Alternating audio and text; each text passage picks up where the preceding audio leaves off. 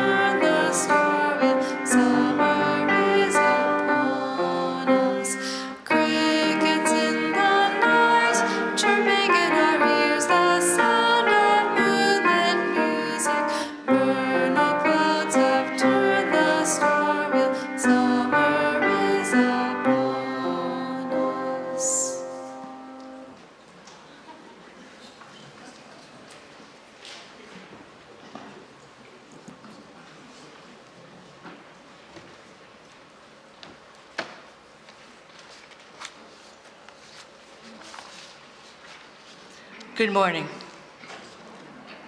My name is Chris Christiniak, and I serve as secretary of the board of this church, UCS. Welcome. We are glad you're here. At UCS, we strive to be a beloved community of warmth, love, and support across all differences. This is a welcoming congregation where everyone is welcome just as we are. If you're visiting with us this morning, we would love to meet with you. Visitors' cards may be found in the pocket on the back of the chair in front of you. Please feel welcome to fill one out and place it in the offering plate.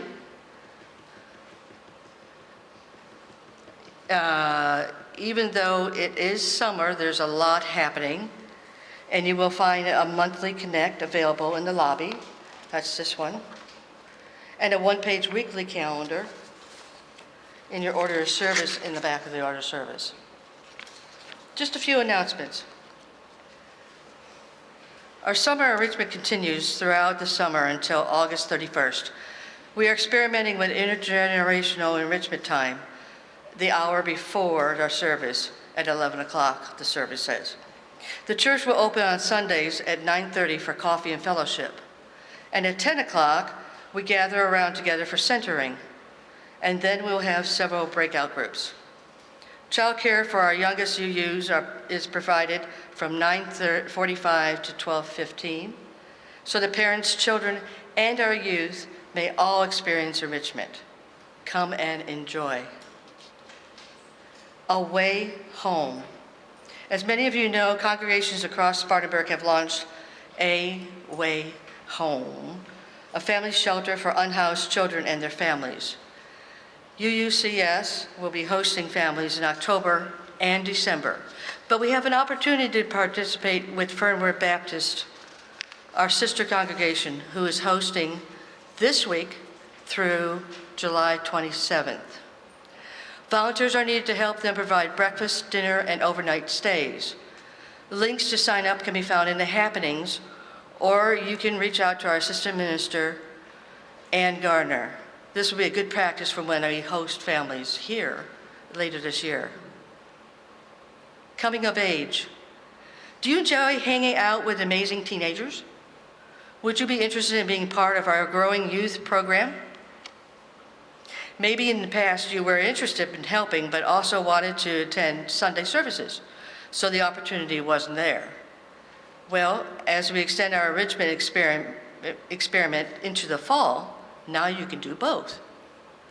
This year, we'll be doing UUA's Coming of Age curriculum.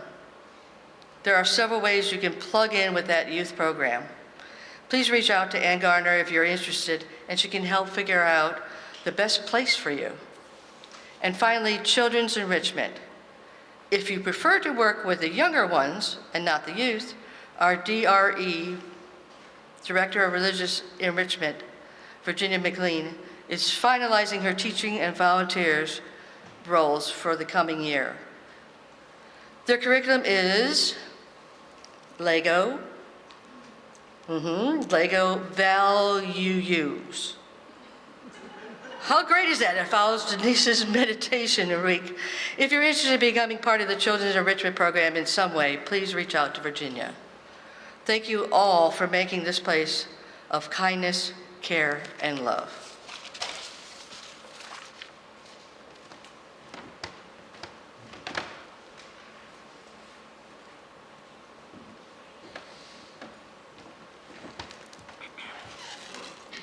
Well, I'd like to add my good morning. My name's Ruth Stanton, and I am your novice ocarina player and co-service leader. Victor Cobble is graciously serving as our other service leader. Welcome to the service of all things Zelda. Ocarinas, this is one version, are originally from the Mayan and Aztec cultures, possibly as early as 12,000 years ago. They were frequently shaped like animals, particularly like birds. The Zelda game, Ocarina of Time, has drawn from the instrument's rich history and mystical associations. So we thought we'd include a couple of Zelda Ocarina themes this morning. You may be noticing things are a little different in summer. We already talked about the enrichment. And our minister, Scott Neely, is on sabbatical this month, and he'll be back in September. Our associate minister, Ann Garner, is available for pastoral needs and will be back in the pulpit next month. So this gave us July, where our speakers could explore ways to play, to have fun, to excuse me, and to use our imaginations. I'd like to introduce you to our speaker for today. I have known Faith Taylor for a number of years. Faith came to us courageously at a dark point in their life and has only grown since. They've stepped into their power first as an usher, then as a covenant group facilitator, and now as an intern for LGBTQ theologies. They're influenced by wisdom from both Christianity and paganism, as well as views various other stories from various sources. From my personal point of view, faith has a talent to see things from a different perspective, which can clarify any given issue. I'm looking forward to their message a little bit later this hour, and now I'm going to turn the service over to Victor.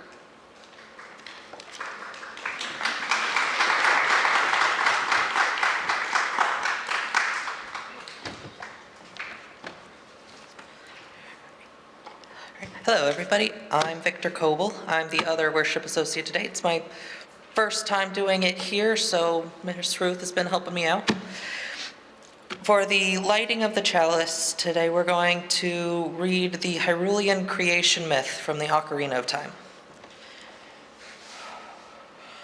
Before time began, before the spirits and life existed, 3 golden goddesses descended upon the chaos that was Hyrule.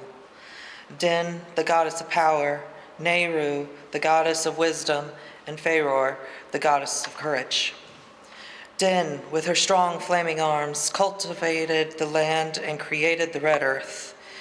Nehru poured her wisdom into the earth and gave spirit to the law of the world.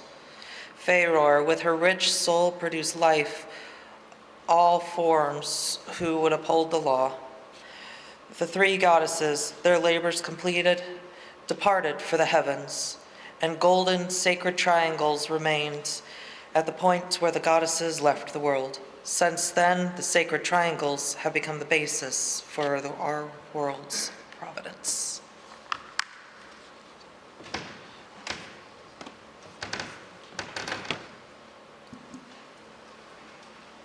Please join us on hymn number 83, Winds Be Still.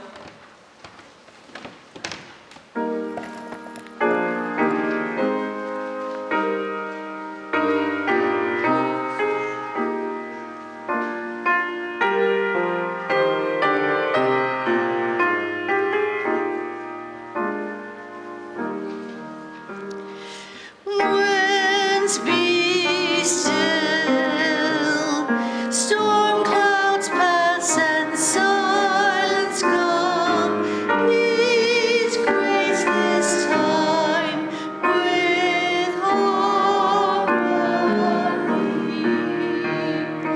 Fly, bird of hope, and shine light of love, and in calm let tranquility. Bird fly high, lift our gaze toward distant view. Come us to sense life's mystery. Fly high and far and lead us each to see how we move through the winds of eternity. Light shine in, illuminate our inward view. Help us to see with clarity. Shine bright and true, so we may join our songs in new sounds that unfold symphony.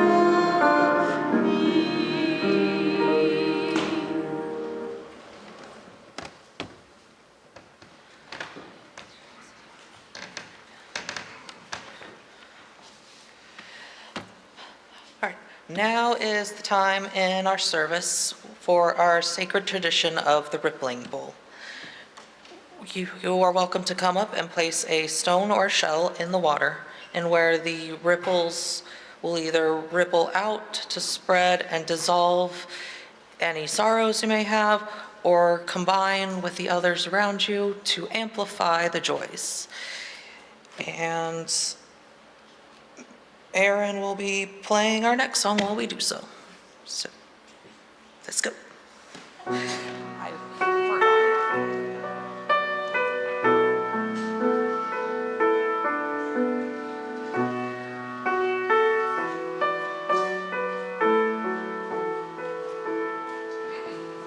Faith is a forest in which doubts play and run. Insight can hear the still small voice deep inside.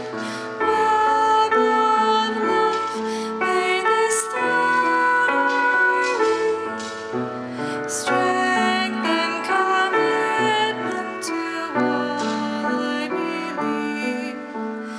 Vision be my guide as I seek my way. Lead me into this tender day. Speak through me in all I do and say. Seeds of both meek and strong are scattered in air. Dignity shines undimmed by bigotry's glare. Web of life, may this thread I weave. Strength, help me bear witness to all I believe. Justice be my guide as I seek my way. Lead me into this tender day. Speak through me in all I do and say. Fortune and famine ride the swift winds of chance. Sorrow and pleasure seem united in dance. Web of life, may this thread I weave. Mingle compassion with all I believe. Mercy be my guide as I seek my way. Lead me into this tender day. Speak through me in all I do and say.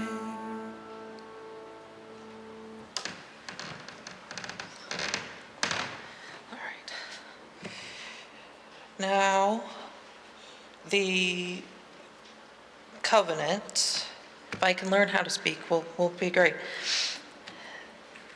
The covenant was written by this congregation, as we don't have a specific creed or dogma or anything like that, like many other churches and all.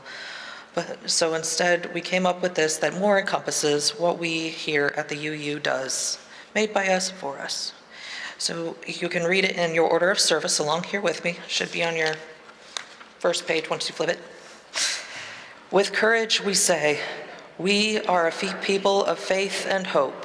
Together we covenant to strive to become our better selves, to honor both the critical mind and the generous heart, to prove that diversity need not mean divisiveness, and to respond to systems of violence and oppression with a power of love beyond belief.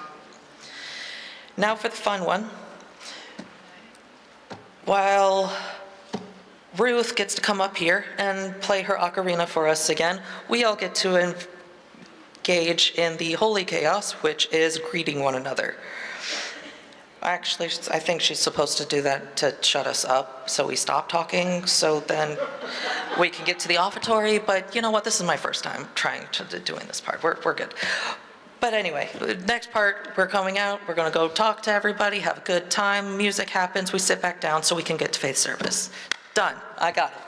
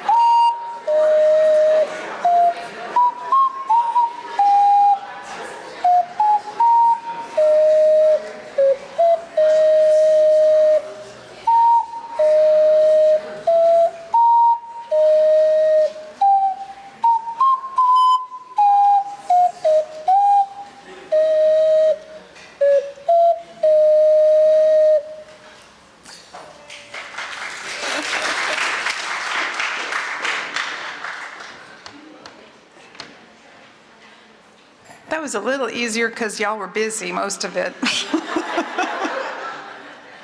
But thank you for sitting down. We've come to our offertory as that part of our service, and our church is self-supporting, and the gifts of time, talent, and treasure are what keep this place going. We have electronic means of giving that many of us use to share our financial support, and we also have this weekly offering. Please add your blessing to the plate as it is passed. Now, each month, we share our plate with an organization whose work resonates with our values. Sometimes this organization is local, sometimes it's national, sometimes it's international. This month, our Share the Plate is for Midwives for Haiti.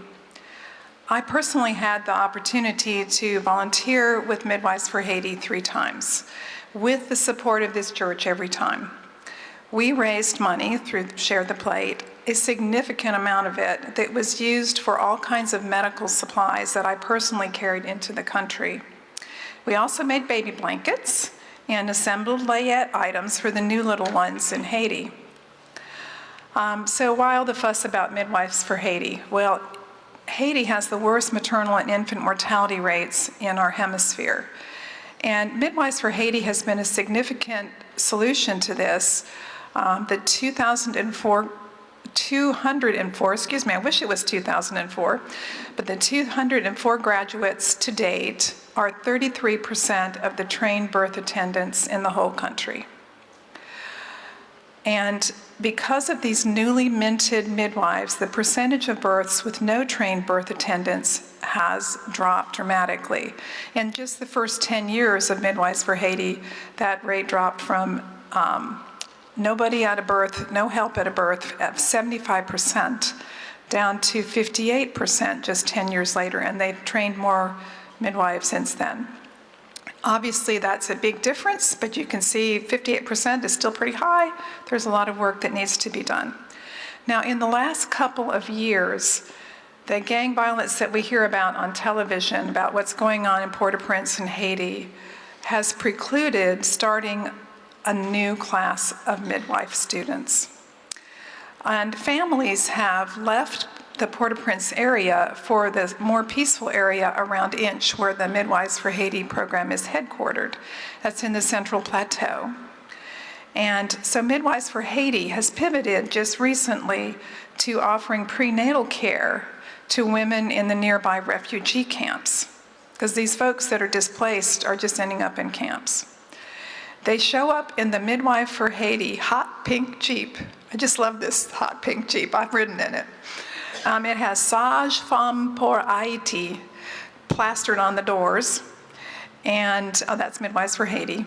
And they collect the pregnant women in these camps, take them back to the midwife house, provide prenatal care, provide health education, and a hot meal. I saw a picture on the website of them like cooking this giant pot of food for everybody that was gathered there that day for the midday meal. And then they send the women back with food to carry back to the camp for their families. When these ladies go into labor, a Midwife for Haiti midwife goes to the hospital with them.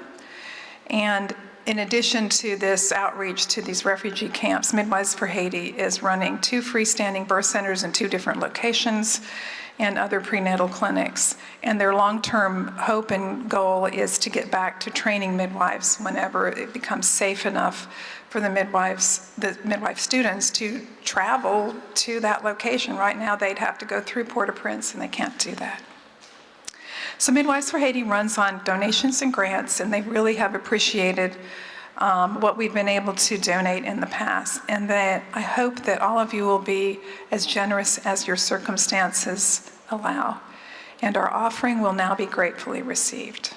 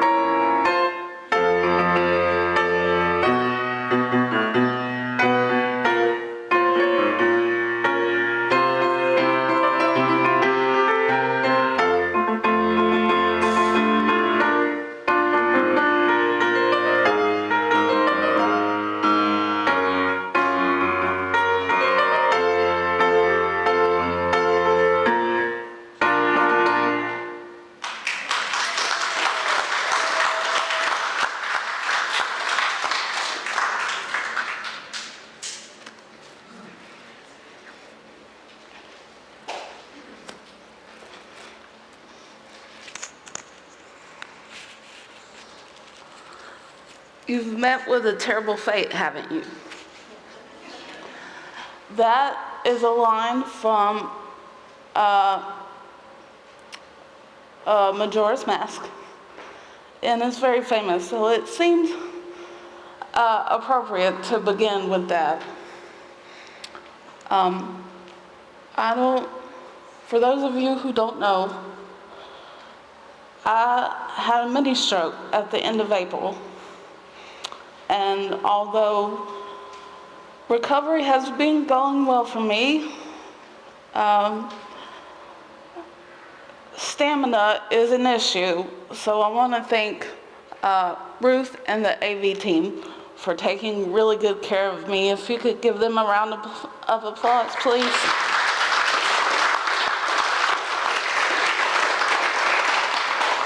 Now, if you will please join me in silence.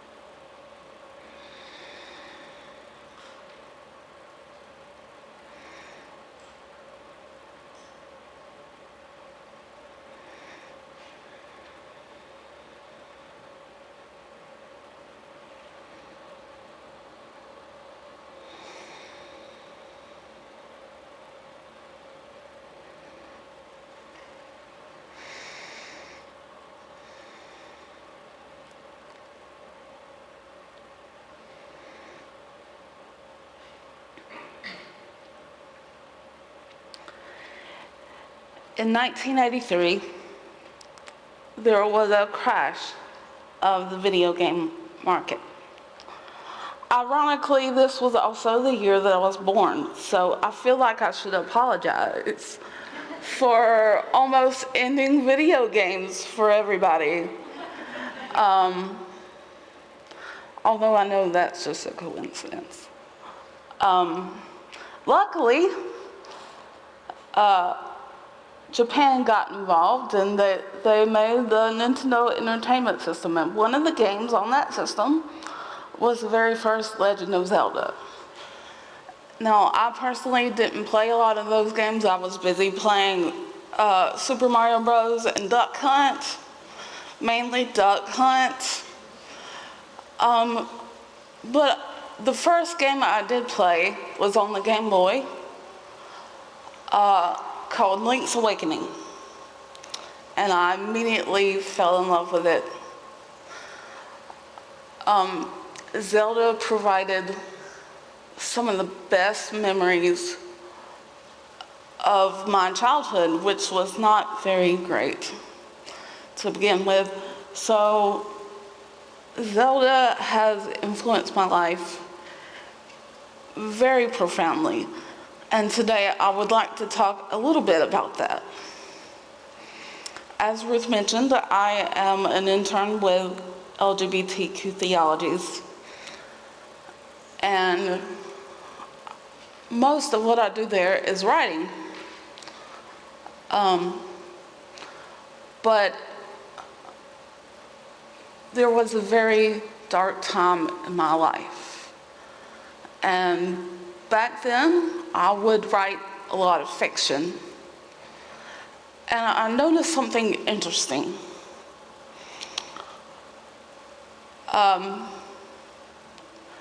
When I would be out and about, just doing my thing, the characters that I wrote would talk to me. I remember one time I was writing this character, his name is Dean, and I was in the supermarket,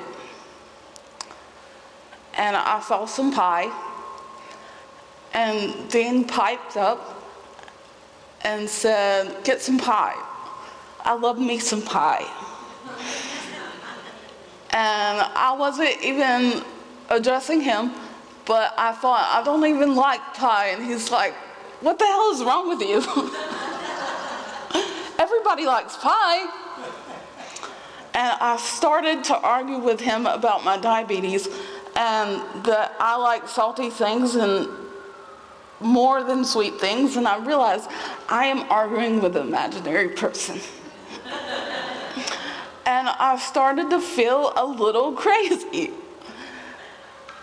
I knew I was depressed, but I thought I was losing my mind. But it turns out this is a very common thing in fiction writing. Your characters almost, after a certain amount of time, tell you what they would do in a certain situation. It's wild to think about. So like I said, I was having a very dark time in my life, and my brain was telling me to do things that were not so good for me. And the more I thought about it, the more I thought I can use this to my advantage. So I started actively talking to certain fictional characters who could help me out. Now, the first characters that I talked to weren't from Zelda, but a lot of them were from Zelda. The most impactful experience I think that I've ever had was with a character called Navi. Now, Navi is short for navigation. That's how they named her. She was a fairy in Ocarina of Time.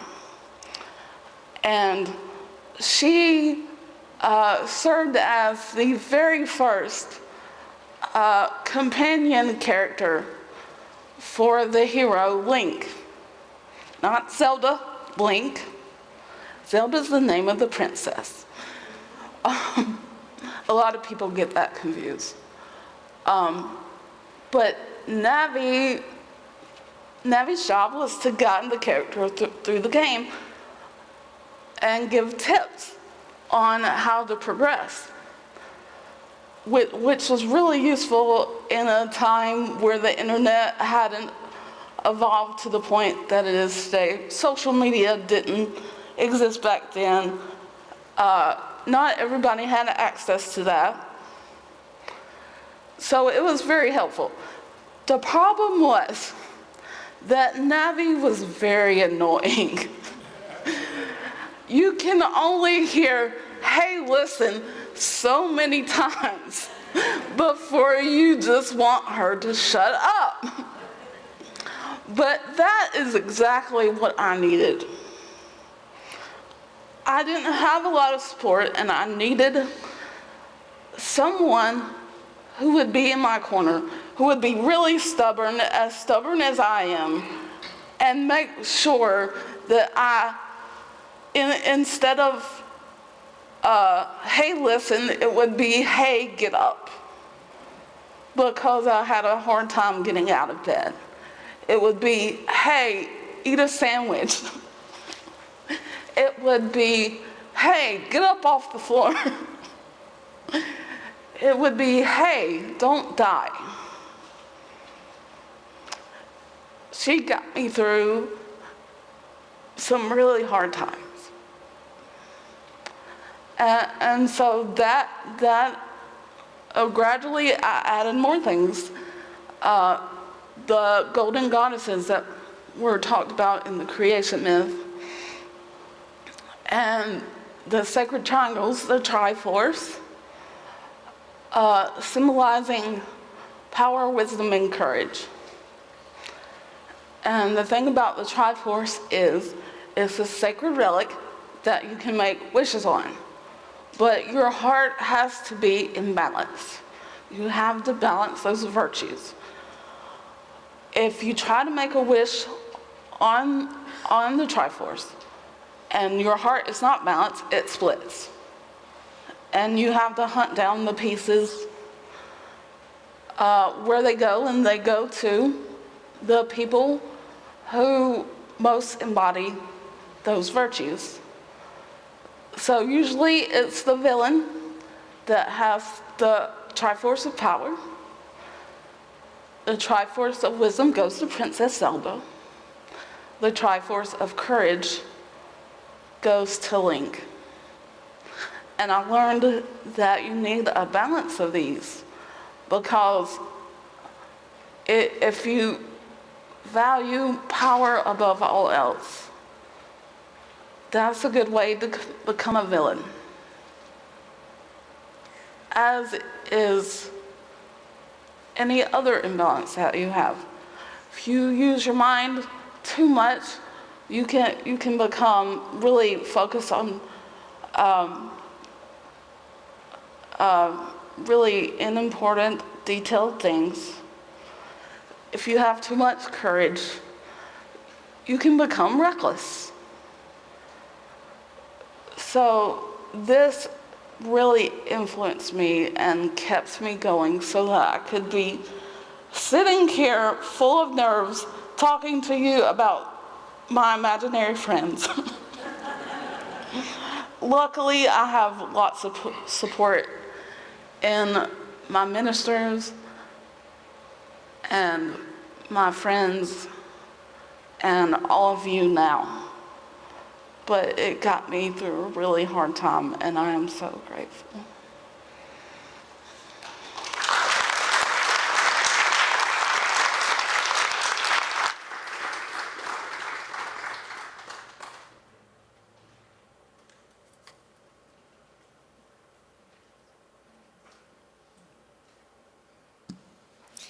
Please join me in hymn number 121, We'll Build a Land.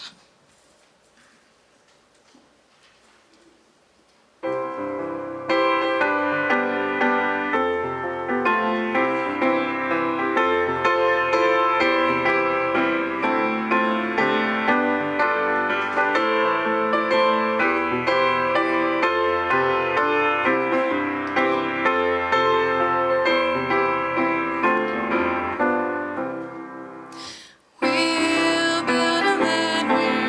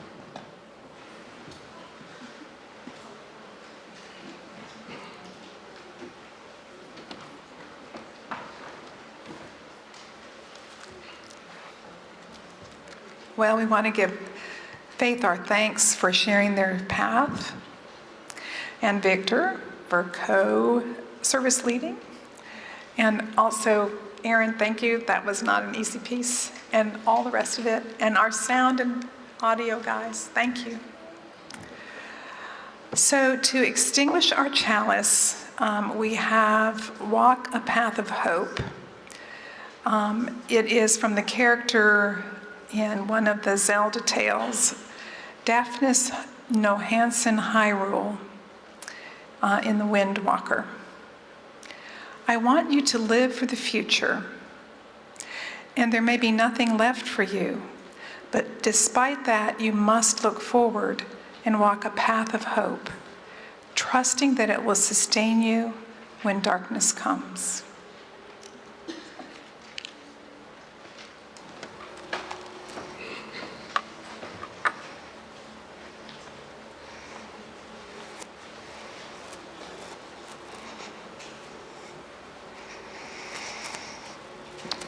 So in the first Zelda game, you meet an old man, and he says a very famous line. It's dangerous for you to go out alone. And instead of providing you with a companion or coming with you himself, though I imagine he wouldn't because he's very old, he says, take this, and he gives you a sword. And the first time I was like, what? But then, many years in the future, was this game called Skyward Sword. As you can tell, the sword is very important. It is called the Goddess Sword. Obviously, a goddess made it. Her name is Hylia. And in this sword is a spirit who then becomes your companion throughout the game. And throughout the game, you forge this sword with the flames of power, wisdom, and courage into what's known as the Master Sword. This sword is the Sword of Legend. It's also called the sword that seals the darkness. So that's what I want to offer you. Even though this sword was not created by Link, and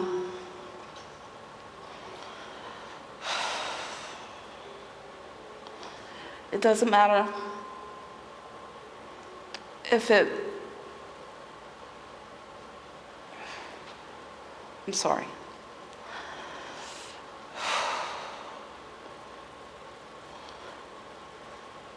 What you create is important.